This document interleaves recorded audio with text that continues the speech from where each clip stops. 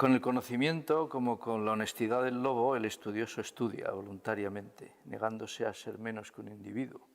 Da su opinión y la mantiene, presta servicio cuando no hay recompensa y es demasiado solitario para dar la impresión de que hay cosas que le afectan, no porque no tenga sentimientos, sino porque tiene demasiados. Estos versos, que a mí me gustan, son de Marianne Moore, la estadounidense, una gran poeta, y están publicados con el título de ¿Qué son los años? El estudioso, en 1941. Y hoy pensaba comenzar esta entrevista con esta alusión a Marianne Moore y el estudioso.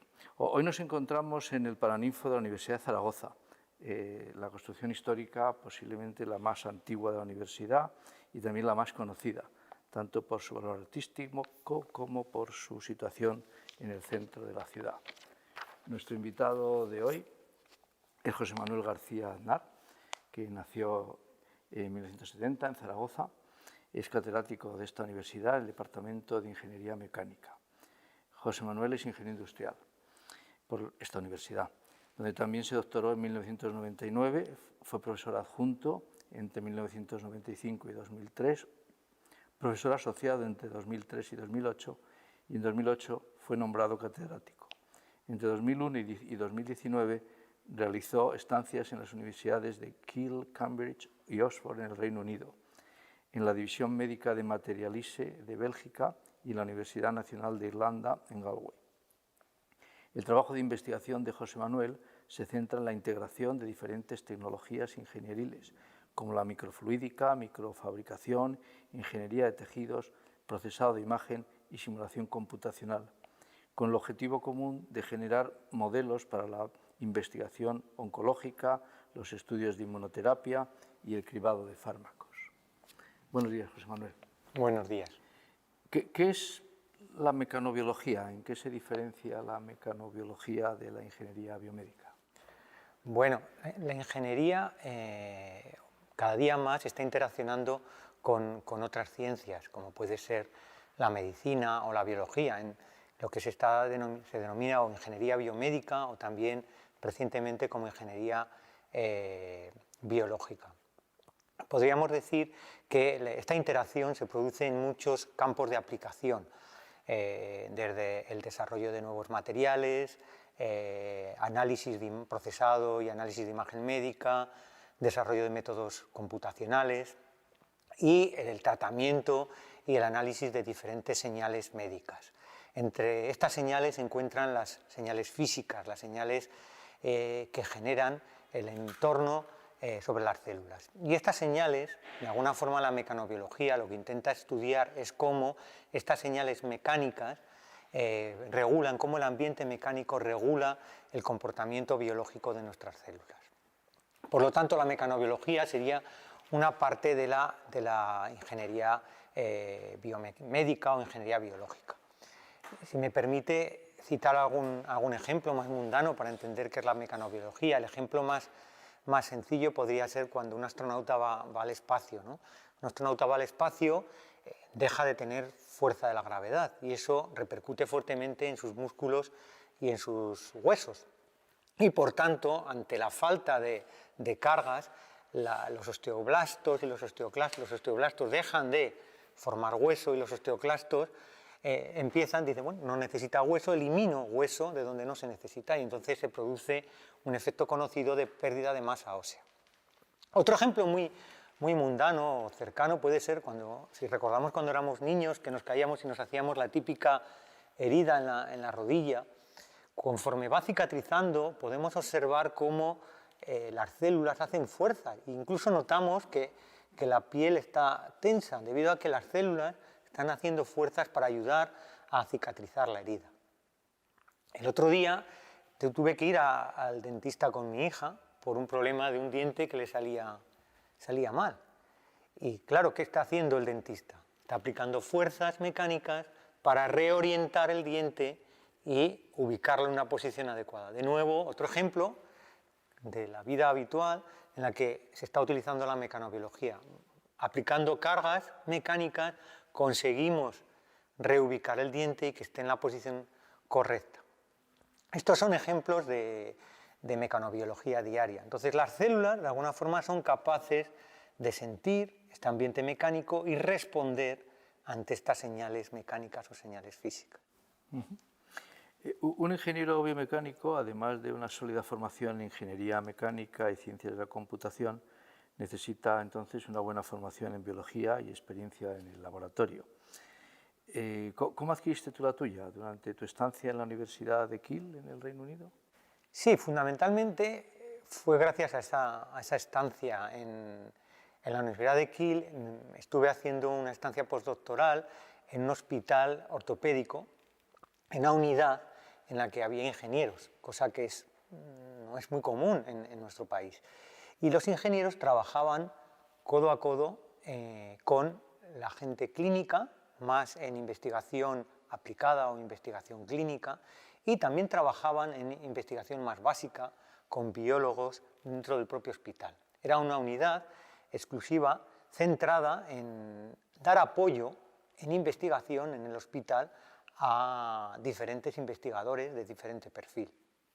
Cuando yo fui allí, hasta ese momento mi principal trabajo había sido de simulación por ordenador, en problemas mecánicos relacionados con biología, pero allí entendí que era muy importante estudiar biología y no solamente quedarme en la parte superficial, sino de alguna forma comprender los mecanismos biológicos que regulan el comportamiento celular ante las variaciones de estímulos mecánicos. ¿Quiénes han sido tus referentes, tus maestros? ¿Qué personas han influido más en tu formación y posterior carrera científica? Bueno, en mi desarrollo científico podríamos decir y en mi carrera muchas personas. Me gustaría empezar citando un poco mi familia y en particular mis padres, porque ellos me enseñaron lo que es la cultura del esfuerzo y el trabajo. Ya luego en mi formación básica me gustaría destacar todos los profesores que tuve en EGB y en bachiller, porque realmente recibí una formación muy adecuada. En particular me gustaría destacar un profesor de matemáticas, don Alfonso Ortiz, que me hizo sentir el gusto y el placer de las matemáticas. Ya posteriormente decidí estudiar ingeniería industrial aquí en el Centro Politécnico Superior y también creo que tuve unos profesores muy buenos y una buena formación. Al finalizar la carrera decidí hacer la tesis doctoral, mi director de tesis fue el profesor don Manuel Doblaré, que me enseñó a empezar a trabajar en investigación y con el que desarrollé mi tesis doctoral.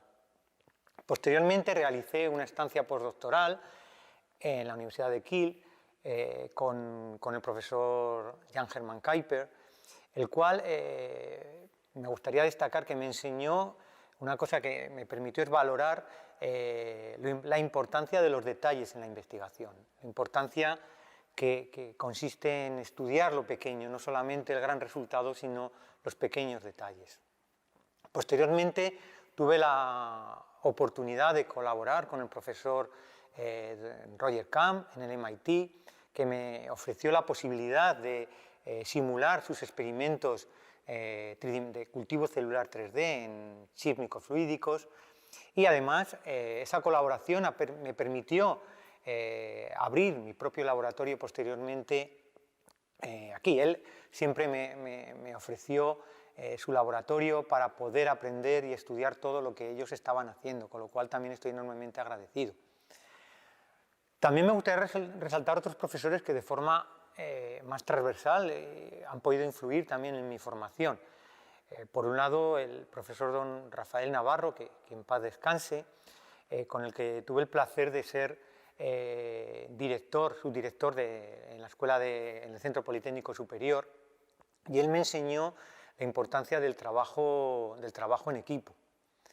Finalmente, también me gustaría destacar un profesor con el cual tengo una excelente relación, amistad, que siempre quedamos a tomar un café para discutir un poco de los entresijos entre el papel del profesor universitario en el mundo investigador, que es el profesor don José Manuel Colón.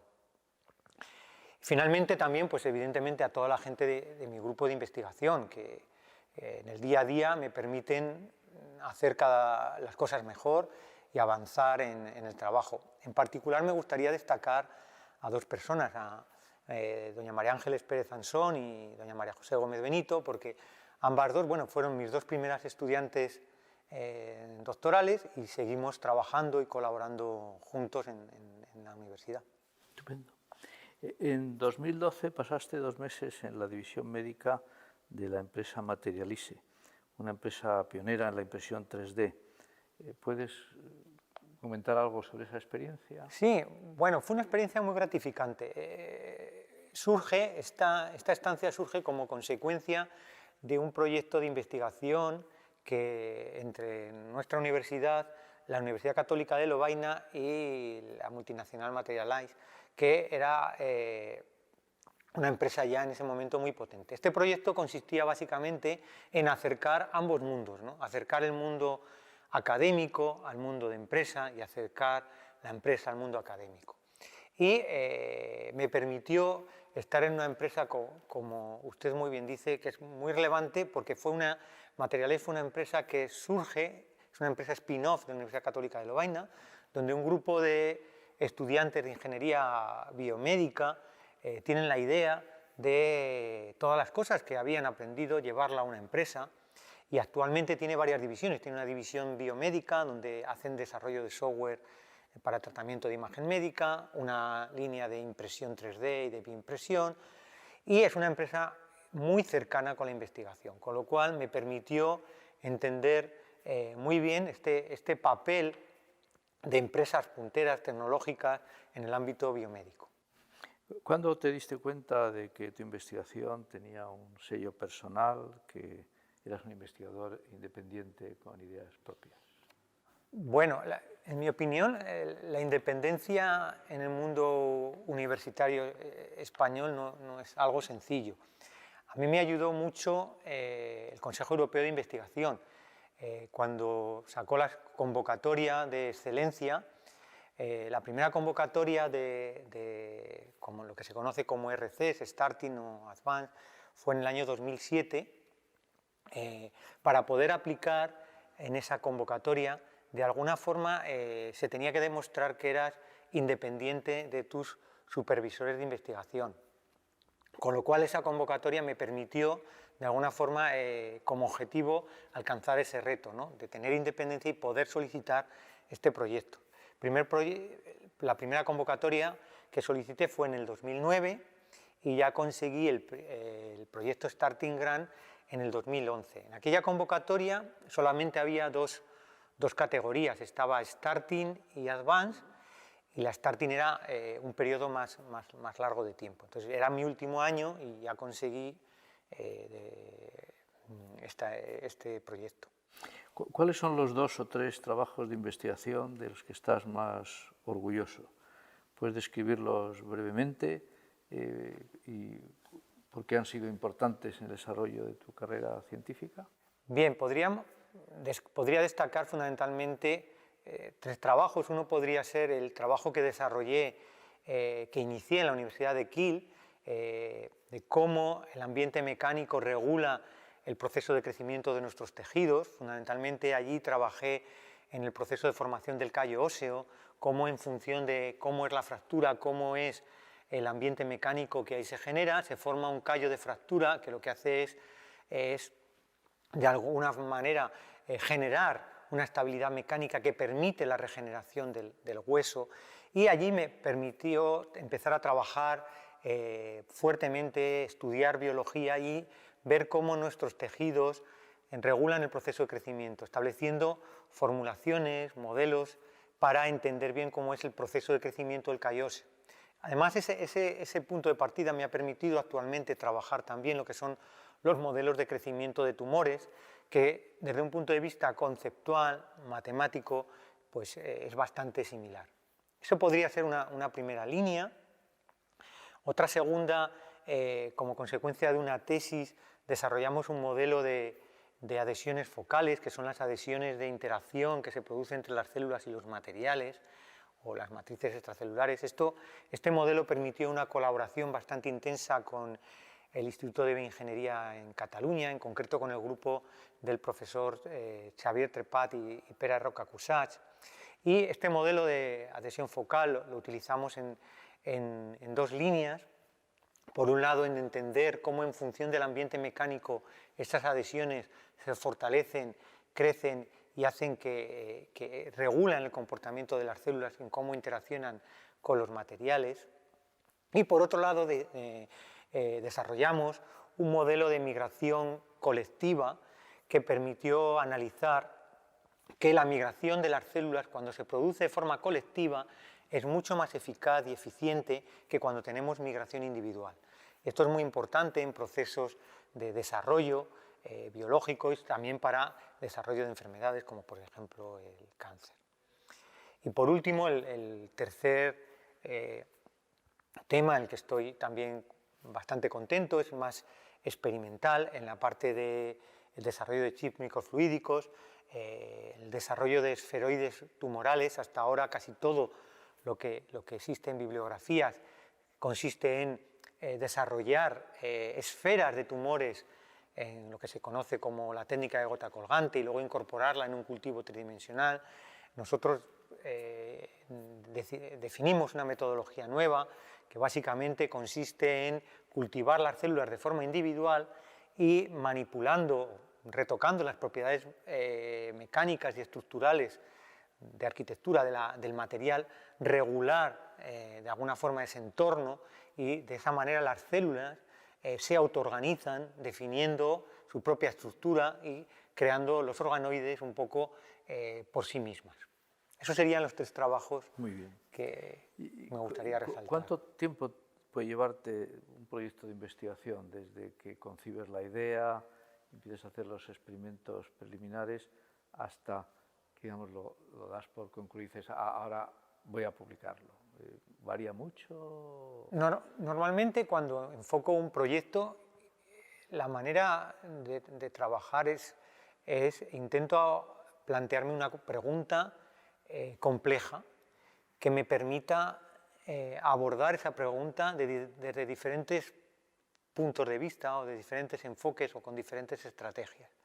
De tal manera que intentar llegar a responder esa pregunta con diferentes metodologías o intentar abordarla de diferentes enfoques. Eso hace que conforme vas obteniendo conclusiones en cada uno de esos enfoques puede ir saliendo las correspondientes publicaciones. Luego al final los proyectos, el tiempo evidentemente lo va marcando muchas veces la convocatoria en la que tú aplicas y entonces intentas pensar proyectos o preguntas que puedas responder en el tiempo de la convocatoria. A veces no lo consigues y hay proyectos que puedes empezar y que dejas abierto durante mucho tiempo. Pero intento ceñirme en lo posible a las convocatorias. Cuando escribes un proyecto o un artículo científico, lo puedes hacer a cualquier hora del día, en cualquier lugar. ¿Reescribes mucho o necesitas estar más aislado? ¿Cómo lo haces? Para mí, voy a empezar para mí lo más difícil cuando escribes es enfrentarte al papel en blanco. Es cuando vas a escribir tanto una publicación o un proyecto, es lo más complicado. Entonces, para eso sí que necesito aislamiento y sobre todo mucho tiempo. No puedo hacer eso con una hora, necesito concentrarme y para empezar necesito ese tiempo, estilo de vida monacal, por decirlo de alguna forma. Una vez que he organizado las ideas, que tengo claro lo que quiero hacer, lo que quiero conseguir, sí que me es más sencillo escribir, trabajar en cualquier lugar, en cualquier posición. De hecho, es gracioso porque muchas veces mi mujer me hace fotos en sitios estrambóticos trabajando, pero bueno. Entonces sí que puedo trabajar, una vez que tengo las ideas claras, sí que puedo trabajar en casi cualquier sitio. Es muy importante, no, perdone. Es muy importante para mí la reescritura, porque es una experiencia que, si me permite, cuando escribes la primera vez o tienes el primer borrador, me gusta dejar tiempo en medio, intentar hacerlo con tiempo, 5 o 10 días, porque la siguiente vez que lo leo me he dado cuenta que no he sido capaz de transmitir lo que quería transmitir. Entonces la reescritura, creo que usted me describes es muy importante, es muy importante. Entonces, cada vez, conforme me voy haciendo mayor, me doy cuenta que es más importante. Es decir, corregirte sobre ti mismo, porque nunca consigues, ni en la primera ni en la segunda versión, realmente transmitir lo que querías transmitir. Entonces es realmente importante para mí. ¿Y cuál crees que son tu mayor cualidad y tu mayor defecto como científico? Bueno, me imagino que como persona tengo muchos más defectos que cualidades, pero bueno, intentando hacer un análisis crítico, para mí mi mayor defecto podría ser mi excesivo gusto del trabajo. Muchas veces obsesión por el trabajo, podríamos llegar a decir, ¿no? Muchas veces para mí me es difícil separar trabajo y afición, porque pues levantarme y leer un artículo pues es algo que me gusta hacer, y muchas veces es difícil decir si es trabajo o es afición. Con lo cual eso, pues cuando a lo mejor estás pendiente de obtener un resultado, pues puedo generar un ambiente en el laboratorio, en el grupo, que puede ser estresante. También a veces puede ser una virtud, pero en otras ocasiones creo que es un defecto.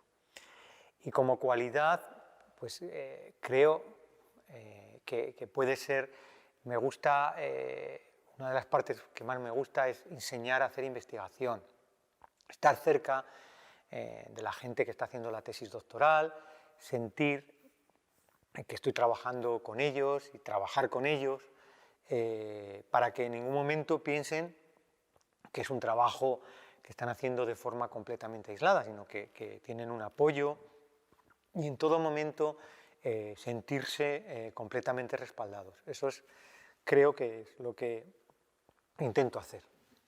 ¿Y cuál es el recuerdo más gratificante de tu carrera científica, si tienes alguno?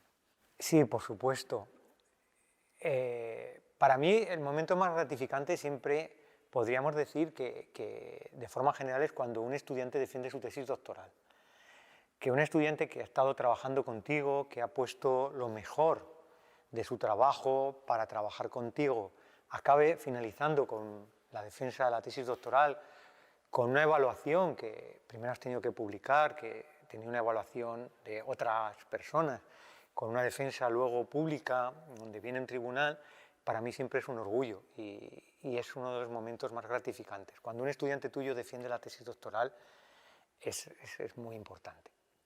Luego ya a modo más personal podría decir que cuando conseguí los dos proyectos del Consejo Europeo de Investigación, por lo que supuso, ¿no? En primer lugar el proyecto de Starting Grant, el primer proyecto que conseguí, que me permitió de alguna forma la independencia, crear mi propio laboratorio de investigación, ya diversificar, ya hacer simulación, hacer parte experimental. Fue un apoyo muy importante, fue un momento muy gratificante. Y ahora recientemente la concesión del proyecto RC, el Advanced Grant, que de alguna forma pues es una posibilidad de hacer un proyecto en lo que tú crees, algo que te gusta, y de alguna forma pues ya es un poco consolidar o verte como un investigador senior, pues es algo que también ha sido muy positivo. Y es una pregunta relacionada, ¿cómo te sientes entonces de tus propios logros y lo que has alcanzado hasta ahora? Bueno, yo no puedo sentirme más que satisfecho, o sea, yo estoy muy contento con lo que he realizado y además siempre me gusta decir, ¿no?, que para mí lo más importante es que tengo la fortuna de trabajar en lo que me gusta día a día y eso creo que hoy en día es impagable. Entonces, poder trabajar haciendo investigación, dando clase, son las cosas que más me gustan, yo no puedo estar más que satisfecho. Sí que me gustaría decir que hay que ser consciente que la investigación a veces es ingrata y tenemos que tener eso en cuenta. Tú a veces pones todos los esfuerzos, crees que un trabajo va a tener un gran impacto y al final a lo mejor no lo consigues. Pero no pasa nada. De cara sobre todo a la gente joven hay que ser consciente de que bueno, pues estamos aportando un granito de arena sobre lo que es la investigación y que seguramente mucha otra gente se va a apoyar en tus resultados para avanzar. Entonces, yo no puedo, yo estoy bastante contento y satisfecho, pero hay que ser consciente de que la investigación a veces es así. Ya has comentado que en 2007 conseguiste un starting grant de la European Research Council sobre el modelado predictivo en mecanoquímico-biología con un enfoque multicomputacional. Has comentado algo de lo que supuso para ti obtener esta ayuda, pero ¿hay algo más que quieres resaltar de...? Sí, bueno, esta ayuda fue muy importante porque hasta ese momento, básicamente, casi todo mi trabajo de investigación eran modelos de simulación de procesos biológicos, ¿no?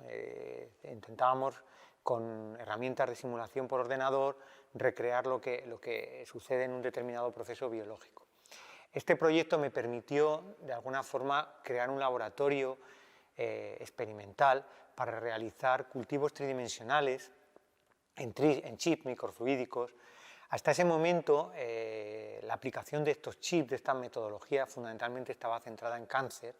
Y en este proyecto lo que hicimos fue aplicar esta tecnología para lo que serían procesos regenerativos, entender mejor cómo migran las células en procesos regenerativos como la regeneración ósea, cicatrización de heridas, y de alguna manera facilitó la posibilidad de combinar dos metodologías, por un lado el modelo in vitro, por otro lado el modelo in silico, modelo de simulación, de tal manera que podíamos estudiar un determinado problema con dos enfoques distintos. Y eso nos permitió enriquecer mucho tanto la parte de experimentación como la parte de simulación. Recientemente también has comentado, conseguiste un Advanced Grant del ERC o del European Research Council, que es sobre migración individual y colectiva del sistema inmune celular.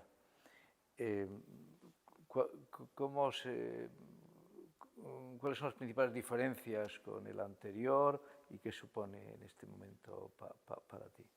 Bueno, como siempre es una oportunidad poder hacer este trabajo de investigación.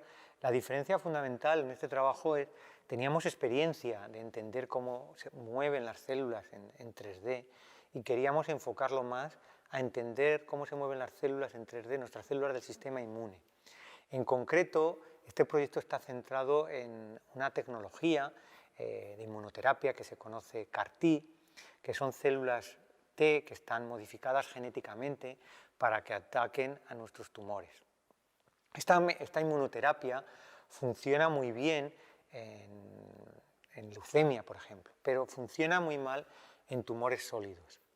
Entonces, ¿por qué? Se cree, hay diferentes hipótesis, el tumor sólido presenta un ambiente inmunosupresivo muy fuerte, pero a la vez un ambiente mecánico aberrante, muy rígido. Y nuestra idea, la idea de este proyecto surge de alguna forma para intentar entender cómo las células CAR-T se pueden mover dentro de este ambiente tan agresivo como es el del tumor, un tumor sólido. Entonces, para eso en este proyecto de nuevo planteé como consecuencia del proyecto una aproximación en dos direcciones. Por un lado, utilizando chips microfluídicos, crear organoides tumorales de tumores sólidos. Organoides tumorales básicamente son organoides en miniatura in vitro que nos permitan recrear estos organoides tumorales para simular in vitro cómo se mueve, cómo interactúan las células CAR-T sobre el tumor sólido. Por otro lado, en paralelo, desarrollamos modelos que intentan de nuevo complementar este experimento in vitro, de tal forma que tenemos la doble perspectiva del problema.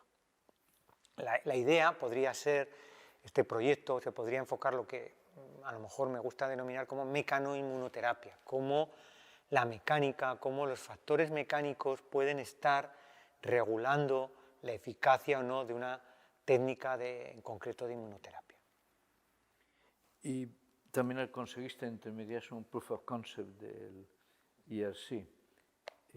¿Fue como un puente entre el starting grant y el advance? ¿O? Sí, bueno, realmente fue como un coletazo final de la starting, porque al finalizar el proyecto con los investigadores que lo desarrollamos, nos dimos cuenta que se habían desarrollado un montón de software que se podía utilizar para que otros investigadores pudieran cuantificar, medir cómo se mueven las células en 3D. Entonces lo que hicimos es pedir una prueba de concepto para intentar crear una plataforma gratuita que la gente colgaba sus imágenes y entonces hacía un procesado de esa imagen para determinar pues, velocidades de las células, trayectorias, un estudio específico de experimentos, y en esa prueba de concepto también se valoraba la posibilidad de crear una spin-off que pudiera dar salida a este material que habíamos desarrollado en el proyecto anterior. ¿Podrías comentarnos algo sobre tu método de colaboración con otros científicos? ¿Eres capaz de crear una especie de tercera persona que no se parece a ninguno de los colaboradores o cada uno mantiene su personalidad? Tal y como he estado comentando, fundamentalmente mi trabajo es muy metodológico, con lo cual las colaboraciones siempre surgen más, cada uno mantiene su personalidad y nosotros damos un enfoque o un apoyo diferente a otro grupo. Casi todas las colaboraciones surgen así. Por ejemplo, suele surgir una colaboración de alguien que suele hacer experimentos in vitro, que ha visto que nosotros solemos simular ese tipo de experimentos y entonces nos piden, pues, ¿por qué no simuláis el experimento? Y entonces al simularlo pues vemos cómo los resultados que se obtienen de ese experimento son más enriquecedores al verlo con un modelo, porque nos hacemos preguntas un poquito diferentes. Hay veces que también surgen colaboraciones con investigadores que hacen más experimentación en modelo animal y que a lo mejor quieren plantear un modelo in vitro tridimensional que permita a lo mejor tener un mayor control del entorno, y entonces hay una colaboración más cercana en intentar recrear un ambiente concreto que ellos quieran conseguir en 3D. Entonces normalmente surge como una complementariedad al trabajo que ellos están realizando. Estás estrechamente ligado a la Universidad de Zaragoza en tu carrera profesional. ¿Qué opinas de compaginar la investigación con la enseñanza? ¿Te lleva mucho tiempo la docencia? Bueno, ambas tareas son bonitas y llevan tiempo. Es verdad que he pasado por crisis de intentar dar menos horas de clase. De hecho, alguna vez he tenido reducción docente, pero me he dado cuenta que tampoco consigo estar completamente satisfecho. Me gusta esa combinación. Creo que la docencia y la investigación van bien juntas de la mano, son como las dos caras de la misma moneda. Entonces, cada vez me satisface mucho ir a dar clase, encontrarme con los alumnos y de alguna forma vivir ambos mundos, ¿no? El mundo de la investigación y el mundo de la docencia. Ambos ciertamente requieren mucho tiempo, pero la verdad que la docencia es muy gratificante. Los alumnos, los estudiantes agradecen mucho cuando de alguna manera tú intentas masticar los conocimientos y de alguna forma trocearlos, ¿no? Para que ellos puedan adquirirlos y entenderlos. Cuando tú haces ese esfuerzo, y ellos lo agradecen y al final ves de alguna manera reconocido tu esfuerzo diariamente en tu trabajo día a día. Con lo cual, al final creo que esa combinación de ambas tareas a mí personalmente me llenan y me satisfacen. ¿Cuál es la mejor preparación intelectual para un aspirante a investigador en mecanobiología que quiera desarrollar una carrera en esa área o incorporarse a tu grupo, por ejemplo? Para mí lo más importante, y hablamos de investigación en general, parece que sea obvio, que sea muy sencillo, pero creo que no lo es. Es una formación casi de primaria, es saber leer y saber escribir bien. Parece que es sencillo, pero yo creo que no lo es. Saber leer bien y saber escribir bien no es tan sencillo. Y es muy importante en la carrera de un investigador. Porque cuando lees un trabajo científico tienes que saber, evidentemente, distinguir lo importante de lo secundario y saber leer dónde están los detalles que al final son determinantes en tu trabajo. Pero si es difícil leer, todavía es más difícil escribir, como he dicho antes. Porque para mí, personalmente, creo que es muy difícil transmitir bien lo que tienes en tu cabeza en el papel para que otra persona sea capaz de entender lo que tú quieres transmitir. Puede ser, pero creo que es muy importante, y esa formación básica, hay gente que llega al final de unos estudios y tiene dificultades en lectura y dificultades en escritura. Para mí son pilares fundamentales, para cualquier investigador. Luego, evidentemente, si ya nos centramos en el ámbito en el que yo trabajo, pues es importante tener conceptos de mecánica del sólido, biofísica, biología celular, simulación numérica. Pero para mí lo más importante, repito, es saber leer bien y saber escribir. ¿Y qué ventajas te han proporcionado el conocimiento y la investigación a lo largo de tu vida? Bueno, podría decir que la investigación es parte de mi vida, o sea, no es así. Pero desde luego, dos cosas fundamentalmente. Primero, podría decir la inquietud y la motivación por ir mejorando cada día, ¿no? Sobre todo mejorándote a ti mismo en todas las facetas de la vida. Creo que es un objetivo que tenemos, o que yo por lo menos me planteo, ¿no? El intentar hacer las cosas mejor en tu trabajo, en tu vida diaria, en casa, con tus compañeros. Creo que eso es importante y eso es un poco lo que te marca la investigación.